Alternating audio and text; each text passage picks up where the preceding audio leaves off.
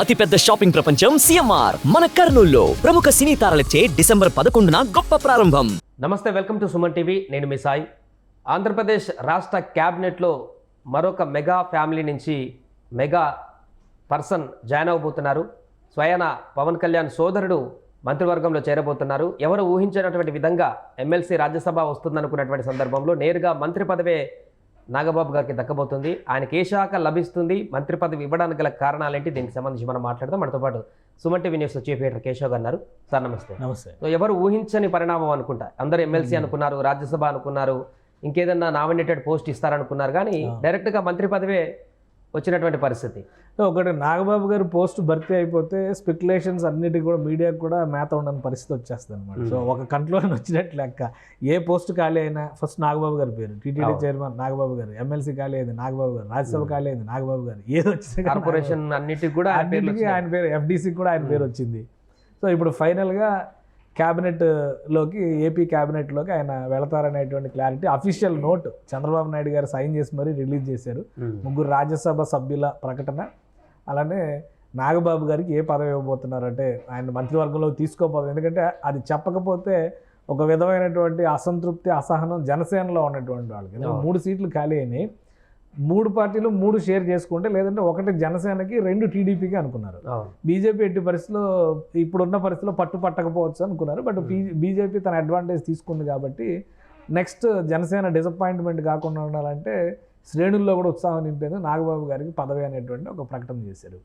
So ఆయనకి ఎమ్మెల్సీలో already ఇప్పుడు state కౌన్సిల్లో, లెజిస్లేటివ్ కౌన్సిల్లో ఇప్పుడు ఆల్రెడీ 5 స్థానాలు ఖాళీ ఉన్నాయి.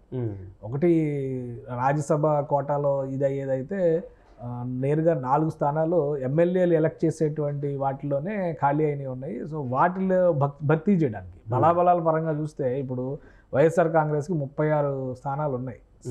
అక్కడ బలం అయితే చాలా గట్టిగా ఉంది. అందుకనే వాళ్ళు అసెంబ్లీకి వెళ్ళట్లేదు, శాసన మండలికి వెళ్తున్నారు. అలానే తెలుగుదేశం పార్టీకి 9 స్థానాలు ఉన్నాయి, పీడీఎఫ్కి 2 స్థానాలు ఉన్నాయి, జనసేన పార్టీ 1, ఇండిపెండెంట్లు 5 ఉన్నారు, 5 స్థానాలు మొత్తం ఖాళీ ఉన్నాయి. సో వీటిలో ఏంటంటే ఇప్పుడు శాశ్వత సభ అంటారు, అటు రాజ్యసభ కానీ ఇటు కౌన్సిల్ని కానీ, రాజీనామా చేసినటువంటి స్థానానికి మాత్రమే ఎన్నిక జరుగుతుంది. అంటే రాజీనామా చేసిన స్థానానికి టెన్యూరిటీ ఎంత ఉంది, పదవీ కాలం ఎంత ఉందో చూసి అంత మాత్రమే ఇస్తారు. సో ఇందులో ఒకటి 2025 మార్చితో ముగిసేటువంటి పదవి కూడా ఉంది.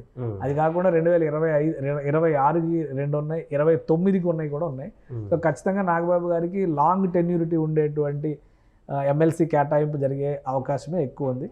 ఎమ్మెల్యేల కోటాలో అంటే బలాల పరంగా చూస్తే ఖచ్చితంగా కూటమికి బలం, ఖాళీ అయిన సీట్లన్నీ కూడా కూటమి అభ్యర్థులే దక్కించుకునే అవకాశం ఉంది. అందులో ఎవరెన్ని సీట్లు అనే లెక్క మాత్రమే మిగులుతుంది. కాబట్టి నాగబాబు గారు ఎమ్మెల్సీ అవడం పక్క, మంత్రి పదవిలోకి రావడం పక్క. ఎమ్మెల్సీ డిసైడ్ చేయడానికంటే ముందరే మంత్రి పదవిలోకి తీసుకోవడానికి అవకాశం ఉంది. బహుశా ఇప్పుడు వీళ్ళ యాజ్ పర్ షెడ్యూల్ రాజ్యసభ సీట్లకు సంబంధించి 10వ తేదీన నామినేషన్ల ప్రక్రియ ముగుస్తుంది. 13వ తేదీకి స్క్రూటినీ వీటిని అన్నీ కంప్లీట్ అయిపోయి విత్ డ్రాయల్స్ కూడా కంప్లీట్ అయిపోతాయి. యాజ్ పర్ షెడ్యూల్ అయితే 18వ తారీఖున ఓటింగ్ జరగాలి. ఇది ఏకగ్రీవ ఎన్నిక కాబట్టి ఓటింగ్ అవసరం లేదు, అఫీషియల్ అనౌన్స్మెంట్ మాత్రమే పెండింగ్. అంటే ఈ ప్రొసీజర్ ఉంది కాబట్టి ప్రస్తుతం ఈ ప్రొసీజర్ అయిన వెంటనే వాళ్ళకి అఫీషియల్గా ఎలా డిక్లేర్ అవుతుందో అలాగే నాగబాబు గారు ఒకే ఒక్క మంత్రి పదవి రాష్ట్ర క్యాబినెట్లో ఖాళీ ఉంది. సో ఏదో ఒక రోజు ఈ 10 రోజుల్లోనే ముహూర్తం చూసి నాగబాబు గారి చేత మంత్రిగా పదవి ప్రమాణ స్వీకారం చేసినా కానీ ఆశ్చర్యపోవాల్సినటువంటి. అయితే ఇంకొక చర్చ కూడా కొనసాగుతుంది సోషల్ మీడియాలో. అంటే ఏ శాఖ కేటాయిస్తారు నాగబాబు అన్న దానికి సంబంధించి చాలా మంది హోంమంత్రి నాగబాబుకి ఇస్తారు, ఎందుకంటే మొదటి నుంచి పవన్ కళ్యాణ్ హోంమంత్రి హోంశాఖ తీసుకుంటారనే చర్చ నడిచింది కాబట్టి కనీసం అన్నకన్నా అది ఇస్తారనేటువంటి ఒక చర్చ కొనసాగుతుంది. ఏ శాఖ ఇచ్చేటువంటి అవకాశం ఉంది? అంటే ఇప్పుడు ఒక విషయం మనం ఆలోచిస్తే ముందు ఆయనకి మంత్రి పదవి డిసైడ్ అవ్వాలి, తర్వాత 6 నెలల వరకు సమయం ఉంటుంది కాబట్టి 2 సభల్లో ఏదో ఒక సభలో ఆయన ఎమ్మెల్సీనో ఎమ్మెల్యేనో అవ్వాలి. కాబట్టి ఎమ్మెల్సీగా బహుశా జనవరి తర్వాత నోటిఫికేషన్ ఇచ్చి ఫిబ్రవరి లోపు ఆయనకి ఆ పదవి ఇచ్చేటువంటి అవకాశం రావచ్చు. అది ఫస్ట్ ఫేజ్. 2వ ఫేజ్కి వచ్చేసరికి శాఖ అలాట్మెంట్ అనే దాని మీద ఒక క్లారిటీ ఉంది.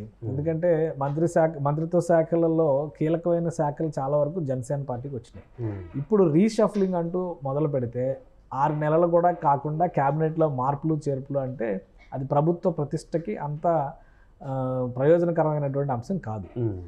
హోంమంత్రి విషయంలో నెగిటివిటీ వస్తే కనుక అది మొత్తం మంత్రివర్గం మొత్తానికి కూడా ఇబ్బందికరమైనటువంటి సందర్భంగానే మనం చూడాల్సి ఉంటుంది. అలానే కొన్ని కేటాయించిన శాఖలు ఉన్నాయి, ముఖ్యమంత్రితో ఉన్నటువంటి శాఖల్లో కేటాయించిన శాఖలు ఏవి, అలానే కొంతమంది మంత్రులకి అదనపు శాఖలు 3 శాఖలు 2 శాఖలు ఇచ్చినటువంటి వాటిలో కూడా ఏ శాఖలను క్లబ్ చేయొచ్చు. ఇప్పుడు మీరు అన్నట్టుగా హోమ్ మినిస్ట్రీని కనుక కన్సిడర్ చేస్తే అనిత గారికి వేరే శాఖని ఇస్తే కనుక హోమ్ శాఖ ఆల్రెడీ అనిత గారికి డిజాస్టర్ మేనేజ్మెంట్ కూడా ఉంది. హోమ్ శాఖ ప్లస్ సినిమాటోగ్రఫీ అనేది బెస్ట్ కాంబినేషన్. గతంలో ఎప్పుడు కూడా అలానే ఇచ్చేవాళ్ళు. ఉమ్మడి చంద్రబాబు నాయుడు గారు సినిమాటోగ్రఫీ, చంద్రబాబు నాయుడు గారు ముఖ్యమంత్రిగా ఉన్న సందర్భంలో కూడా మాధవరెడ్డి గారు హోమ్ అండ్ సినిమాటోగ్రఫీ ఉండేవాళ్ళు. సో ఆ కాంబినేషన్ చాలా కాలం మెయింటైన్ అయింది. అలా అయితే హోమ్ సినిమాటోగ్రఫీ జనసేనకు సంబంధించినటువంటి కందులు దుర్గేష్ గారి దగ్గరే ఉంది. సినిమా రంగానికి చెందినటువంటి అంశాలపైన నాగబాబు గారికి అవగాహన ఉంది కాబట్టి అలా కాంబినేషన్ చేయాలనుకుంటే చేయొచ్చు. లేదంటే ఇప్పుడు ఆల్రెడీ ఉన్నటువంటి కీలకమైనటువంటి వాటిలో న్యాయశాఖ లాంటివి ఇంకా ముఖ్యమంత్రి దగ్గరే ఉన్నాయి. సో పబ్లిక్ ఎంటర్ప్రైజెస్ ఇతర శాఖలు కొన్ని ఉన్నాయి. వాటిలో నుంచి ఏదైనా 1-2 శాఖల్ని వేరు చేసి నాగబాబు గారికి కేటాయించేటువంటి అవకాశం ఉంది. అయితే క్రేజియస్ట్ థింగ్, ఇప్పుడు 3 శాఖలు మంత్రివర్గంలో 3 జనసేన మంత్రులు ఉన్నారు. 4 శాఖలు జనసేనకు వచ్చినట్టు అవుతుంది. సో 4లో కీలకమైనటువంటి శాఖలే జనసేనకు దక్కినట్టు మనం చూడాలి. ఇంకా మార్కెటింగ్, గిడ్డంగుల శాఖ ఇట్లాంటివి అన్నీ కూడా అగ్రికల్చర్ శాఖలో కలిపేసి ఉన్నటువంటి శాఖలే ఉన్నాయి. సో వీటిని రీషఫ్లింగ్ చేయాల్సి ఉంటుంది. హోంశాఖ అనేది ఒక క్రేజియస్ట్ థింగ్. అది నిజంగానే ఆ శాఖ ఇస్తే కనుక చాలా డిస్కషన్ జరిగేటువంటి ఛాన్సెస్ ఉంటాయి.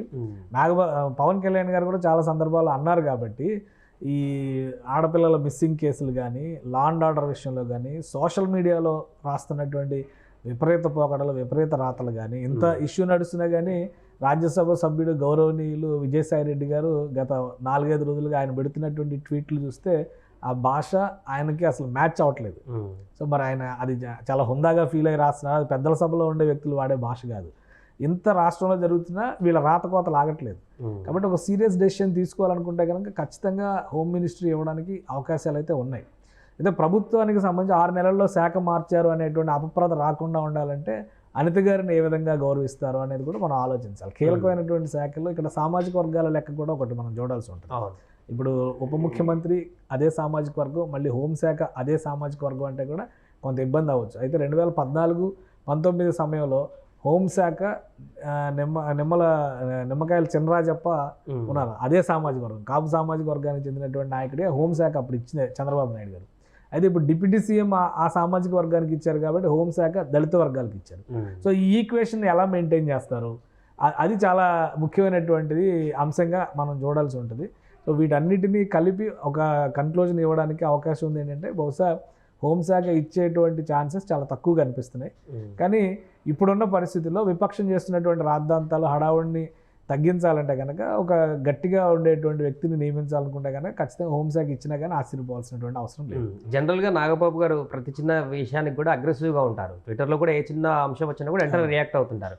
అలాంటి వ్యక్తి ఈరోజు మంత్రిగా బాధ్యతలు చేపడితే ఆ ఉందాతనాన్ని ఇంకా ఎక్కువగా పెంచుకునేటువంటి అవకాశం ఉందా, లేదంటే అగ్రెసివ్గానే వెళ్ళేటువంటి అవకాశం? అంటే కంట్రోల్ చేసుకోవాలి కొన్ని. ఇప్పుడు పదవి అనేది ఖచ్చితంగా ఒక ప్రతిబంధకంలానే ఉంటుంది ఇలాంటి వ్యక్తులకి. అయితే చంద్రబాబు నాయుడు గారు ఒక మోడల్ అనుసరిస్తూ వస్తున్నారు. మీరు అబ్జర్వ్ చేస్తే అయ్యన్న పాత్రుడు ఆయన మాట్లాడినంత దూకుడుగా తెలుగుదేశం పార్టీలో వైఎస్ఆర్సీపీ శ్రేణులకి వాళ్ళ భాషలోనే రిప్లై ఇచ్చినటువంటి నాయకుడు మరొకరు లేరు. ఆయన తర్వాత గోరంట్ల బుచ్చి చౌదరి గారు ఇచ్చారు. సో అలాంటి వ్యక్తిని తీసుకెళ్ళి స్పీకర్ సీట్లో కూర్చోబెట్టారు. ఇంకా త్రిబులర్ రఘురామకృష్ణరాజు గారిని తీసుకెళ్ళి అక్కడ కూర్చోబెడతారని ఎవరూ ఊహించలేదు. సో ఆయన అక్కడ పెట్టారు. కాబట్టి ఒక రకంగా అది వాళ్ళకి కళ్ళెం వేయడం లాంటి అంశం కింద మనం చూడాల్సి ఉంటుంది. నాగబాబు గారు కూడా అట్లాంటి కీలకమైనటువంటి బాధ్యతలు ఇచ్చినప్పుడు, ఆయన ఇప్పుడు హోంమంత్రిగా ఉన్నప్పుడు ఖచ్చితంగా ఆ హుందాతనాన్ని దాన్ని మెయింటైన్ చేయాల్సినటువంటి బాధ్యత ఆయన పైన ఉంటుంది. అన్నిటి మీద రియాక్ట్ అవ్వాల్సినటువంటి అవసరం ఉండదు. పవన్ కళ్యాణ్ గారు డిప్యూటీ సీఎం అయిన తర్వాత ఆయన రియాక్షన్స్ ఎలా ఉన్నాయి, అంతకు ముందర ఏ విధంగా ఉన్నాయి, ఎదుటి వ్యక్తుల్ని అంటే ముఖ్యంగా ఎదుటి పార్టీని, ప్రతిపక్ష పార్టీలతో మాట్లాడేటువంటి విషయం చాలా హుందాగా రియాక్ట్ అవుతున్నారు. నాగబాబు గారు కూడా అదే మెయింటైన్ చేస్తారు. కానీ ఒక్క విషయం ఇక్కడ అర్థం చేసుకోవాల్సింది ఏంటంటే మెగా ఫ్యామిలీలో 2 రాష్ట్ర మంత్రులు అనేది చాలా ఆసక్తికరమైనటువంటి అంశం. చిరంజీవి గారు రాష్ట్రంలో మంత్రి కాదు, ఆయన కేంద్రంలో మాత్రమే మంత్రి అయ్యారు. బట్ వీళ్ళిద్దరూ రాష్ట్రంలో మంత్రి అవుతున్నారు. ఫస్ట్ టైం రాజ్యసభ సభ్యుడిగా చిరంజీవి అయ్యారు కాబట్టి ఎక్కడో దగ్గర ఈక్వేట్ చేస్తారు. నాగబాబు గారు రాజ్యసభ సభ్యుడు అయితే 2వ వ్యక్తిగా అవుతాడు అనుకున్నారు. కానీ మెగా ఫ్యామిలీ నుంచి మంత్రి అయినటువంటి 2వ వ్యక్తిగా మళ్ళీ పవన్ కళ్యాణ్ రికార్డుతో ఆయన సమన్ చేసినట్టుగా మనం చూడాల్సి ఉంటుంది. మెగా ఫ్యామిలీ నుంచి మొట్టమొదటి ఎమ్మెల్సీగా కూడా మనం చూడాల్సి ఉంటుంది. అవును. ఎందుకంటే ఇదివరకు జనసేనకు మొదటి ఎమ్మెల్సీ ఉన్నారు కానీ మెగా ఫ్యామిలీకి నుంచి అయితే మొదటి ఎమ్మెల్సీ ఎవరు లేరు కదా. సో ఇది ఫస్ట్ ఆ రికార్డు మాత్రం నాగబాబు గారిది అనమాట. First MLC from mega family అనేది ఆ రికార్డు నాగబాబు గారి సొంతం. మంత్రి పదవి అనేది రెండవది సమానం చేసినట్టు అయింది. రాజ్యసభ అనేది ఇప్పుడు రాలేదు కాబట్టి భవిష్యత్తులో ఆలోచించాల్సినటువంటి అంశంగా మనం చూడాల్సి ఉంటుంది. Right sir. అదే మొత్తానికి నాగబాబు గారికి మంత్రి పదవిలో ఇవ్వడము, క్యాబినెట్లోకి తీసుకోవడం ఇప్పుడు జనసేన అదేవిధంగా మెగా అభిమానుల్లో చాలా సంతోషాన్ని రేకెత్తించేటువంటి అంశంగా మారింది. ఊహించినటువంటి పరిణామంగా రాజ్యసభను ఎమ్మెల్సీ ఇస్తారనుకుంటే ఏకంగా మంత్రి పదవిని కట్టబెట్టి చంద్రబాబు అద్భుతమైనటువంటి సందేశాన్ని ఇచ్చినట్టు కనపడుతుంది జన సైనికులకు. దీంతో జన సైనికులు అదేవిధంగా మెగా అభిమానులు మాత్రం ఫుల్ ఖుషి అవుతున్నారు. సుమన్ టీవీలో మీ పర్సనల్ అండ్ బిజినెస్ ప్రమోషన్స్ కోసం కింది నెంబర్కి కాంటాక్ట్ చేయండి.